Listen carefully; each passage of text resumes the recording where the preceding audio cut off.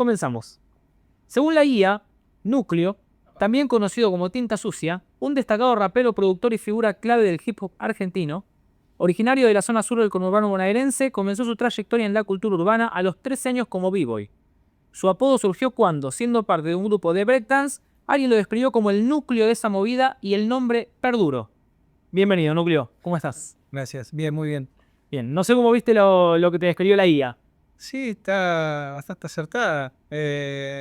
Sí, Bien. está muy bien. Bueno, no sabemos quién es Núcleo para la guía. Sabemos quién es Luke y se lo preguntamos y te lo va. Bien. Ahora, ¿quién es Núcleo para vos? Eh, uf. Hoy, Núcleo es rapero, productor y padre de 2 hijas increíbles. Un soñador, no, ser humano con muchos proyectos. Bien. Arrancaste con el breakdance. Sí. ¿Cómo arrancaste? ¿Cómo llegaste? ¿O cómo llegó el breakdance a tu vida? En realidad llegó sobre 4 ruedas en un skate. Fueron mis primeras juntadas en la calle con amigos y escuchábamos mucha música hardcore en el 90, fines de los 90, hasta que un día me llegó un cassette de Cypress Kid y cuando lo escuché dije, a mí me gusta este sonido, me gusta este ritmo, esto es lo que me gusta. Y ahí empecé a escuchar más rap, empecé a investigar un poco y bueno, así buscando Cypress Hill me llegó data de unos locos que también le escuchaban, pero bailaban, hacían coreografía, bailaban mucho de arriba y nada, me encantó también, me gustó como el baile, viste, todo el estilo, la rumba. Ellos tenían como un grupo muy cerrado, viste, fines de los 90 no le enseñaban a bailar a nadie, nada, era como verlos y tratar de imitar lo que hacían ellos hasta que empecé a indagar, a investigar, a conseguir más música del estilo. Y en el año 98 llegamos, así medio de casualidad, a un boliche que se llamaba La Reina, a unas cuadras del Obelisco. Y ahí me encontré con el mundo del hip hop, con la escena que había en Argentina. Hecho b-boys, b-girls, grafiteros, raperos. Era un boliche rap DJ. Entonces llegamos ahí, ¿qué es esto? Y cambió todo. Ahí empezó todo. Una vida muy rapera desde esa época. Me enamoré de ahí, de ese momento. Y no era tan fácil por ahí pertenecer, ¿no? A los grupos, como decías, por ejemplo, eran medio cerrados. O por ahí ya... Justo a mí me tocó, yo vivía en Gleu, allá en la última estación de General del Roca, del tren, salía de Constitución a Gleu, en esa época era la última estación. Justo me tocó un grupo de pibes que de nada, nosotros tenemos nuestro grupo, no le enseñamos a bailar a nadie y tal. Pero después cuando llegamos a La Reina y nos encontramos con la escena eh, más actualizada y demás, ahí sí, ahí ya pegamos onda. Entrenaban todos los miércoles en el Alto Palermo a las 11 de la noche. Entonces nosotros nos pegamos el viaje, yo tenía 14, mis amigos tenían también 13 y otro tenía 16, 17. Nos pegamos el viaje de Gleu en el último tren, nos íbamos hasta Constitución, porque ensayaban cuando cerraban todos los negocios del shopping, dice, había un piso ahí, se juntaban todos ahí. Llegábamos tipo 11:30, 12, esperamos, ensayábamos, aprendíamos, recolectábamos toda la info y volvíamos a Gleu y la desparramábamos en todos los sequitos que teníamos. Un aprendí de grafitero, otro de dibujo, y así fuimos armándonos. Pero en esa época y en ese lugar se compartía música, conseguíamos cassettes, CDs, cositas ahí, ropa. Canje. Bien, no, bárbaro. Bien, arrancaste y ¿cuándo te diste cuenta por ahí que el breakdance estaba bien, buenísimo, pero que tenías que meterte de lleno en la música, en lo que era más por ahí el rap? No sé si competitivo, pero más sí musical. Sí, también fue ahí, en esa época de que íbamos seguido a La Reina y que empezamos a ver shows de rap. En esa época había un poquitos, pero bien. Entonces, nada, nosotros empezamos a conseguir los cassettes de rap en español, en castellano, Vicosí, Tiro de Gracia, después empezó a llegar Nach, la Alta Escuela, Violadores del Verso. Y empezamos a flashear con el rap y a tratar de hacer freestyle. Y nada, de a poquito yo me fui dando cuenta que me gustaba la banda. Estaba de nuestro grupo que empezamos siendo 3, 4, normalmente éramos 30, 40. Y de los 30 a 40 éramos 3 que queríamos hacer freestyle y no salían. Y rapeábamos y rimábamos. Como que en ese momento no era ser rapero, era hip hop. Vos en esa época empezabas a bailar break y eras hip hop porque hacías graffiti, te gustaba el rap, te gustaba el break, investigabas sobre DJs, toda la cultura en general. Ahora sos rapero y capaz que no mucho rap. O sea, hoy en día capaz que sos breaking o grafitero y escuchás otra música. Está buenísimo, está bárbaro. En esa época era todo, tenían que bailar, tenían que rapear, era como, También como completo, claro. era como muy, este hace 2 elementos, sí, ¿no? Es re hip hop, el chabón rapeaba, grafiteaba y bueno, de a poquito fue entrando así como que empezamos a flashear y a intentar grabar nuestras primeras letras y cositas y yo siempre me decía muy mañoso para rebuscármela. Y tenía un mini componente que venía con las 3 compacteras y doble casetera. Viejito. Y yo compraba la revista Hip Hop Nation de España y me había venido un CD con pistas y 2 temas. Entonces agarré y puse las pistas en el equipo y con un auricular lo enchufé en el micrófono y lo grababa en un cassette. Se sonaba la pista y mi voz y lo metía en un cassette. Y fue mi primera grabación así como en cinta en un mini componente con un micrófono. Y yo dije, funciona. Y lo bajaba a cassette y ahí empecé. Esas fueron mis primeras grabaciones caseras. Que fue como en el 2001 más o menos. 2001, sí, más o menos por ahí. Y ahí me enamoré de rap. Fue como, yo pensé que iba a bailar toda mi vida, te juro. O sea, ya todos los días, 5 o 6 horas por día. Y después como que me fui metiendo más con el rap y los pibes empezaron a secundiar con esa movida de escribir y de freestylear. Y así armé mi primer grupo en esa época. Se llamó Escuela de Rimadores. 2001. Teníamos unos demos dando vueltas por ahí. Bien. Bueno, ahí te diste cuenta por ahí que es Sí, ahí fue. Dije, no, esto no es mío, rapear y picar. clave. Y de ahí no paraste de grabar. La verdad que no, en esa época yo todavía no era papá, estaba de novio y demás, pero empecé a moverme en el circuito en el rap que había, empecé a conocer a otros artistas y en un momento conocí a Federico Soto, que era un productor de Quilmes, que tenía su grupo que se llamaba Saltos Ornamentales. Entonces nosotros fuimos una vez a una competencia de bandas de rap y nosotros fuimos con lo nuestro. Y ahí lo conocí al loco y nos vio, nos escuchó en vivo y, quieren grabar las canciones y todo, vengan al estudio, que tengo home studio. Entonces yo empecé a ir y ahí aprendí lo que era un programa para hacer pistas.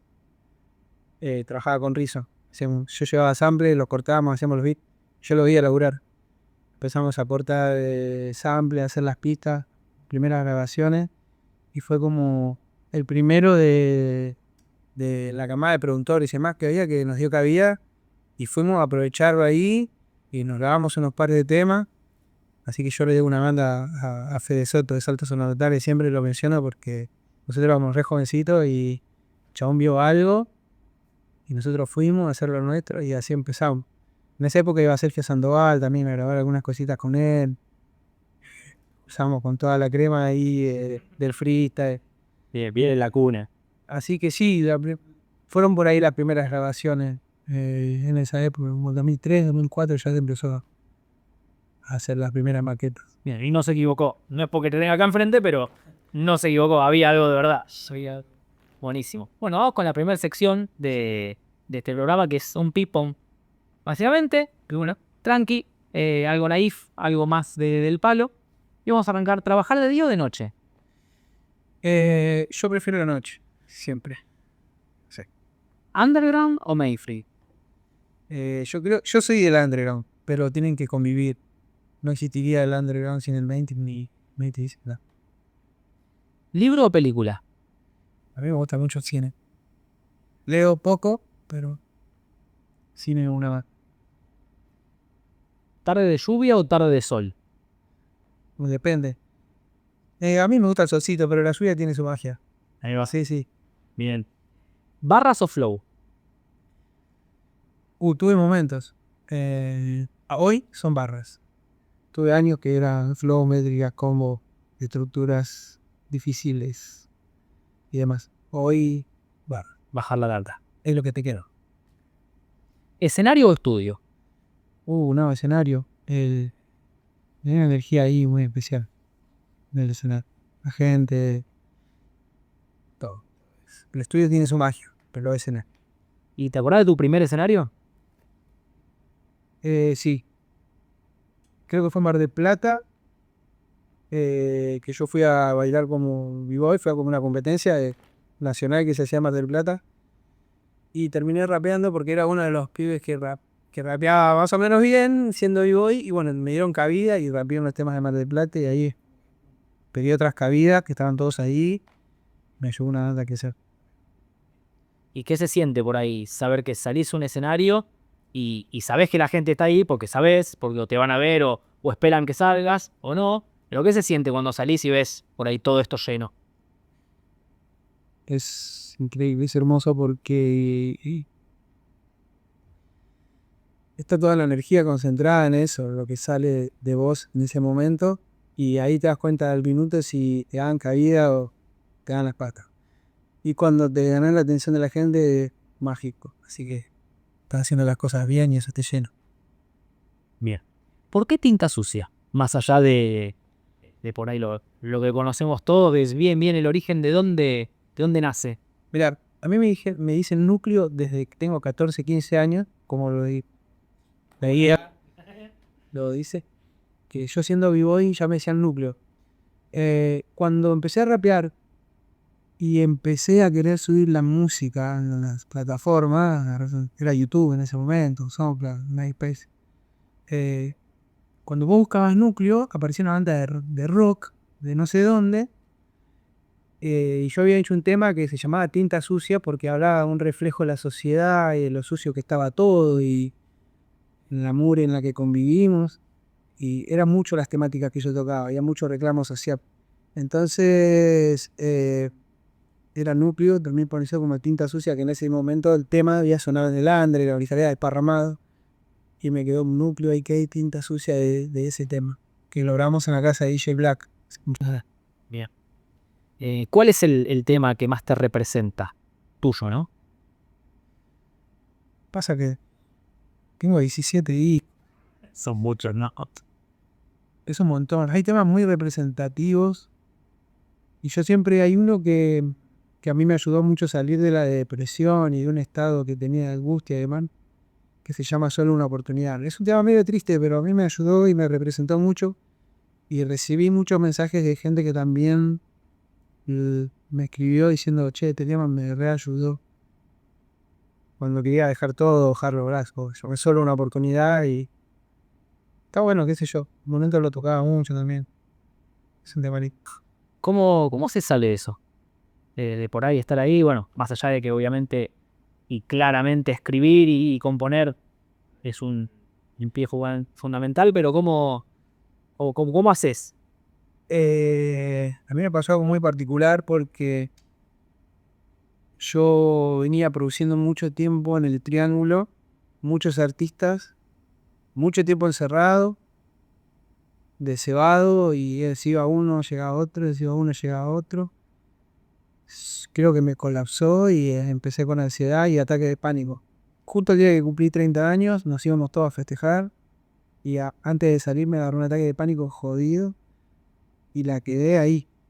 Justo nosotros habíamos llenado un uniclub con la conexión real, habíamos sacado Mixtape Volumen 1, Mixtape Volumen 2, habíamos llenado un uniclub en diciembre de 2013 y a mí me pasa esto el 18 de enero del 2014, justo cuando cumplo 30 años.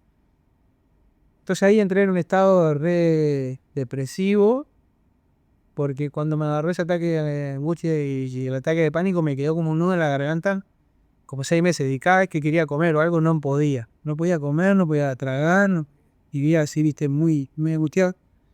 Se ve que era el estrés y demás. Y en esa época al principio yo no lo sabía reconocer, no sabía qué era lo que me pasaba y, y seguía activando. Entonces muchas veces yo me iba a ensayar y todo y volvía re triste, mirando para afuera en el colectivo, siempre estaba re angustiado. Yo decía, pero luego tenés tus hijas sanas, están bien, tenés a tu compañera, no te falta nada, tenés el estudio. Como que pensaba en todo lo positivo, pero mis nervios y mi cuerpo estaban atravesando otra situación. Y pensar así me ayudó mucho a dejar de lado de pensar que estaba todo mal o que todo triste y me aferré a eso. Mis hijas, familia, empecé a jugar al fútbol, empecé a dejar un poco el estudio, dejé de producir tanta cantidad de gente y me empecé a dedicar un poco más a mí, porque también producía a mucha gente. Y esperar algo a cambio cuando yo lo daba todo por ser hip hop. Vos sos hip hop, venía a mi casa y yo te produzco, te hago un disco, te hago una tapa, te hacemos un video. Tengo un amigo que hace diseño gráfico, tengo un amigo que hace fotografía. Son mis amigos, pero vos sos rapero, sos mi amigo, vení, que lo hacemos. Mucha gente me decepcionó, mucha gente... vos sin esperar nada a cambio igual te cariñás con la gente y esperás por lo menos un gesto. Entonces eso también creo que me afectó un montón en su momento. La, decepcionarte de mucha gente y demás. Entonces empecé a dedicarme a mí, empecé a jugar al fútbol, que era lo que a mí me gustaba, que yo lo jugué mucho de chico y demás, y eso me ayudó mucho a salir adelante. Con un poquito de equilibrio, ¿no? Entre vos y estudio, más básicamente. Sí, sí, el estudio en un momento era obsoleto. Trataba, me encerraba y me agarraba ansiedad, entonces medio que quedó un tiempito ahí. Vamos con otra sección del programa que se llama ¿qué representa? En este caso, ¿qué representan estas palabras? ¿Qué no? Por ejemplo, la palabra barrio. Y la cuna, todo mi alrededor, el barrio es donde yo me siento cómodo. A mí me representa la gente de barrio, que tiene código, que ni sabe, pero los buenos códigos de barrio, y de vecinos, buenos vecinos, de saber enfocarte en cuidar a tu gente, cuidar a tu, representar a tu equipo de tu barrio, ayudar a un vecino a salir adelante. El barrio, por lo menos en el barrio donde yo me crié, ¿no? Vecino, una tacita de azúcar.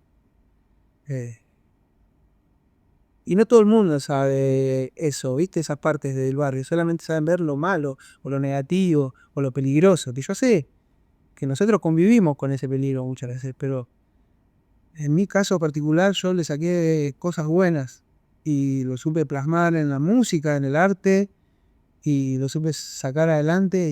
Y yo cuando hablo con mis hijas le digo, ustedes son de barrio, ustedes manejan la situación, ustedes no hay ningún chacal que les van a ir a chamullar ni quemar la oreja. Ustedes se criaron acá entre todos estos chacales y ustedes saben cómo funciona. Entonces, el barrio para mí significa muchas cosas juntas y es como la cuna de donde nació todo esto y lo que me representa a mí cuando abro una canción. Bien. ¿Verdad? No se negocia, la verdad. Tiene patas cortas y la mentira no perdura. Entonces, como que la verdad es la base de todo. Si no, se derrumba. Para vos tener un piso y tener una credibilidad de años y todo, está hecha a base de verdad. Error. Es lo más común del ser humano. eh, no es perfecto, nadie es perfecto, todos cometimos errores. Quizá hay mucha gente que le cuesta admitir o usar la palabra perdón, me equivoqué. Pero para mí es la única forma de crecer. Para mí es la única forma de uno evolucionar y hacerse cargo de los errores y ser una mejor persona. Porque cuando vos arreglás las cosas con el silencio y dejás que pase y pasan las cosas, la bronca y demás, lo volvés a repetir y lo volvés a repetir. Entonces cuando vos pedís perdón porque te equivocás, como que no te querés sentir un boludo, perdón por la palabra, no te querés sentir un boludo todo el tiempo y decís, perdón, me equivoqué, cometí un error. Es clave. Entonces el error es parte del aprendizaje. Yeah. Dolor. Dolor, mirá, yo cuando aparece el dolor Pienso en la ley de la polaridad. Tanta felicidad como tristeza, tanto luz como oscuridad, y hay que saber pasar ese momento. Mm. No hay nada que podamos hacer que transitar el dolor y dejarlo que fluya. Y después cuando viene la felicidad, aprovecharla y saber disfrutarla. ¿Orgullo? Eh, uf, el orgullo muchas veces te juega en contra o a favor, depende de cómo lo uses. A mí me llena de orgullo un montón de cosas y hay gente que es muy orgullosa y no la permite crecer. Entonces el orgullo es como que hay que tener un equilibrio y saber manejarlo. A mí me ayudó mucho y el orgullo, a mí me enorgullece muchas cosas de las que presumo cuando nombro el Triángulo Estudio, por ejemplo. Es orgullo. La conexión real 24/7. Te estaba por decir que hablando de orgullos, está el Triángulo, que es un estudio mítico, donde creo, no sé si hay alguien que conozcamos que no haya pasado por ahí. ¿Cómo nace el Triángulo? La necesidad. Esa fue la palabra clave siempre. El Triángulo Estudio nace de la necesidad que teníamos un conjunto de artistas del conurbano que no tenían productores, que no tenían el espacio físico, que no tenían las herramientas para grabar. Entonces, nada, verdad que se me fue. Como me habéis dicho, ¿Cómo nacía el estudio? cómo nació el estudio. Se me va, viste todo. Claro. De la BCCA nació el estudio. Nosotros teníamos muchos proyectos para grabar.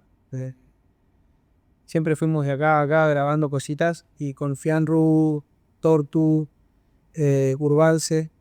Después se fueron acoplando Fran y demás. Pero en un principio éramos Tortu, Núcleo, Urbalce y Fianru, que estábamos con muchos proyectos para grabar. Y siempre nos juntábamos en mi casa. Yo lo único que tenía era una PC con un micro donde yo hacía mis pistas y trataba de maquetear.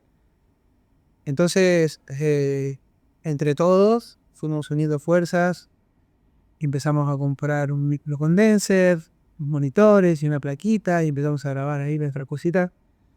Nosotros siempre en los cypher, en las rondas, decíamos la conexión real de estar acá, la conexión real, que todos los freestyle era como un título de nuestra ronda, era la conexión real. Entonces empecé a producir los discos de cada uno y siempre decíamos desde el Triángulo, pero porque el Triángulo era mi barrio, era donde nos juntábamos. Es como decir, bueno, desde Pompeya, es un ejemplo. Entonces siempre decíamos desde el Triángulo, que es un barrio muy particular. Está cerrado entre 3 vías, es muy chiquito y a su alrededor hay una clase media alta. El Triángulo era un barrio clase media baja, bastante más baja que media. Entonces como que era muy representativo ser de ahí, salir desde ahí, calle de tierra, familia numerosa, obreros, mamás solteras, en barrio muy particular. Entonces nosotros siempre desde el triángulo. Y el día que se generó el espacio físico con una placa, un micrófono y demás, ¿cómo le pongo el estudio? El Triángulo Estudio. Fue solo, nació solo. Porque siempre nos mencionaba desde el Triángulo, sin tener estudio, que era desde el Triángulo. Sí, ya estaba, era más allá de la propiedad física, era el lugar. O sea, el lugar que generaban ustedes. Sería el terrerito. ¿Alguien que te hubiese gustado grabar, que claramente no va a existir la posibilidad? Nunca lo pensé. A ver, quizá la mente de un productor sí, pero yo aprendí a producir para producirme a mí. Tampoco tengo ídolos así como, me gustaría grabar con tal o con tal. Hay muchos artistas que son muy buenos y muy interesantes, de los cuales me gustaría aprender, compartir, pero no lo había pensado nunca. Yo sé que en algún momento se va a dar y las vueltas de la vida nos van a terminar cruzando. Si tiene que ser, se tiene que ser pasar. Bien, totalmente. Hay una sección más que es simplemente mostrarte una imagen y bueno, que nos cuentes un poquito de lo que ves.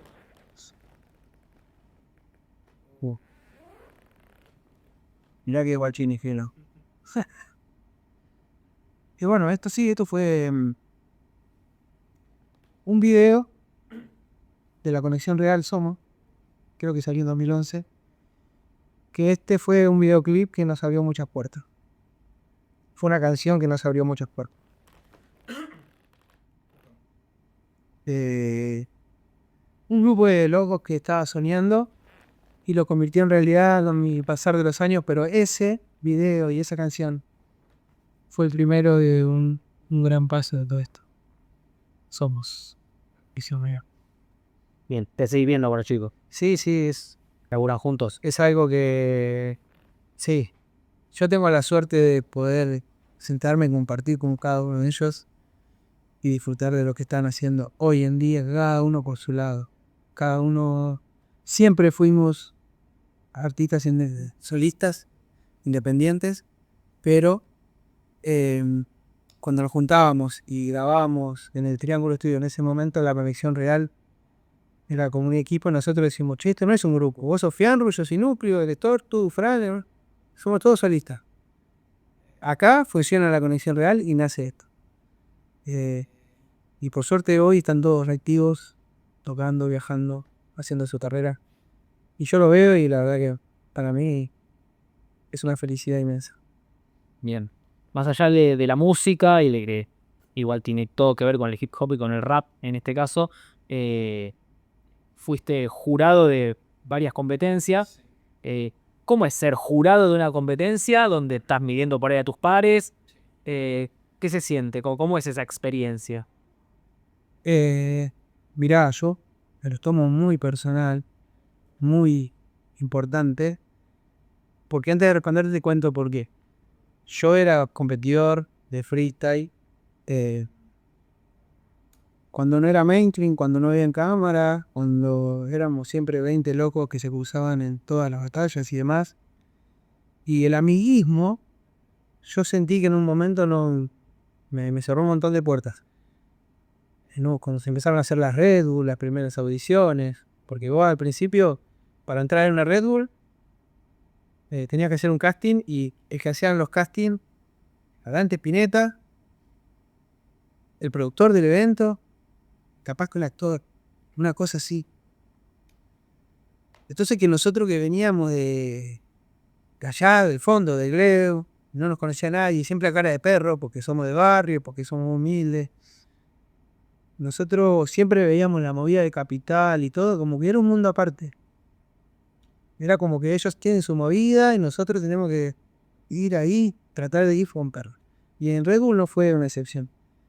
Las primeras ediciones y todas las audiciones quedaban los amigos de tal, o porque eras una figura que ya no se podía reemplazar. Pero mayormente el amiguismo en esa época a mí me cerró muchas puertas. Y pasó en muchos casos, ¿viste? Entonces en un momento como que me cansó. Y cuando a mí me tocó del otro lado ser jurado, fue algo como, wow, yo no quiero que a nadie le pase lo que a mí me pasó. Entonces, a veces me tocaba ser jurado de un amigo, muy amigo, y de un X que están haciendo. Y la verdad es que yo siento que siempre lo hice con el corazón y con la tranquilidad de que voté al que a mí me pareció ganador. Jamás tuve un amigo arriba del escenario. He votado muchas veces a mis amigos en contra, les ha tocado perder, y no por eso dejamos de ser amigos. Entonces eso también me enseñó que lo mejor que me podía pasar a mí es ser transparente y tratar de que gane el mejor. Mi experiencia como jurado fue muy linda, porque amo el freestyle y, y yo veía como periodistas era jurado. Hoy pasa, hoy Sigue pasando. sigue pasando. Hay un jurado que va y califica a un rapero que es productor. No es freestyler, nunca compitió. Está todo bien con tu análisis. Está todo súper genial. Con el análisis, después le busca la vuelta y todo. Pero lo que se vive y lo que se siente en el escenario es una cosa. Y después lo que vos haces en tu análisis con los periodistas y buscándole la vuelta, capaz que llegas a otra conclusión que en ese momento no se sintió y está bueno, pero yo siempre voté con el corazón, con la tranquilidad de que para mí tenía que ganar al mejor y era lo mejor que le podía pasar al freestyle y al rap. Así que súper tranquilo y que siempre hice mi trabajo de la mejor manera. ¿Tiene un plus extra estar en el lugar? Sí, todo tiene un plus extra cuando estás en un lugar. Si estás en un lugar donde hay mucha movida y mucha gente y haces lobby, te cruzas con productores, con raperos y demás, te da un montón de cosas que verlas del otro lado y uno lo tiene que saber aprovechar. Yo con mucha gente que me crucé y conocí y después pegué amistad, la conocí arriba de un escenario compitiendo, con un camarín. Y bueno, así nacieron un montón de amistades, Teorema, sé, muchos freestylers, ¿viste? Con Clan, de todo, que terminaron siendo amigos, y Jesse Punga, terminamos compartiendo estudios y momentos de la vida y nos vimos bien. Entonces sí, entiendo. Yo saqué cosas muy positivas. Y con la gente que no me dio onda, no me di química y veo que no, me gusta cómo se manejan, no pasa nada. Es parte de. Bueno, yo saco lo mejor de cada cosa y trato de aprender, de absorber de los jóvenes, de los nuevos talentos, de seguir creciendo y alimentando esa hambre que uno siente cuando es artista y quiere seguir mejorando, creciendo. Por lo menos en mi caso es así. ¿Volverías a competir en freestyle? No, yo creo que no. Hoy es un deporte, el freestyle, es un deporte extremo prácticamente. Hay coach, Cuando yo competía era en la calle, en los escenarios, en donde sea, pero era la real. eh, no sé, no te faltaban el respeto a tu familia o a tus hijos. Era una cosa que si vos te pasabas con la mamá de uno, terminaba todo mal. Y hoy es un deporte, como que lo uso como herramienta para bloquearte, lo que sea, que es válido, evolucionó y todo lo que vos quieras. Pero no, creo que no volvería a competir. Hoy te agarra un pibito que está todo el día rapeando y que para que ni es rapero y que arruinan, te bolasea, te descansa, te riman bien. Pues se mide con otra vara también. Es un deporte, ahora es freestyler, es ser un deporte, pero yo sigo freestyleando, es como una ronda de mate, siempre lo dije, compartir con los pibes, van al estudio y fluyen los beats, freestyle, o poner un formato FMS que lo hacemos, hacemos mierda. Dale, bla, bla, lo tenemos. Y Pero no es algo que me llame la atención, la verdad, en el día, por cómo está el circuito. Buenísimo. me dijiste que habías arrancado 13, 14 años ahí en 4 ruedas, investigando un poco. ¿Qué le dirías hoy parado donde estás parado a ese pibe de 14 años que está arrancando en la movida? Wow. Eh, wow. Nada, que no se rinda, que no baje los brazos porque dirigió algo muy lindo, muy sano, muy rico artísticamente y que a mí me dio herramientas en la vida para crecer y aprender mucho como ser humano, para trabajar en equipo, para, para trabajar, para compartir momentos, para disfrutar. Entonces le diría, guacho, no te rindas por nada en el mundo, que hoy somos 10, 20, pero si haces bien las cosas, uno caen en tu cabeza, te caen muy bien. Así que no bajes los brazos. Y de luego, bueno, nada, un placer estar hablando con vos. Para mí sos de las leyendas argentinas e internacionales. Muchas gracias. No, eternamente agradecido para vos, que lo hayas pasado bien. Sí, súper. Y bueno, Pasó volando, la verdad que, sí, no sé si fueron 10, 15, 20, no sé cuándo. no tengo idea, pero ahora pasé bárbaro y el tipo se me pasa volando. Sí. Así que núcleo, nada. Mil gracias, de verdad, un placer. A vos, a todo el equipo, la verdad, unos genios. Muchas gracias. Gracias, papá.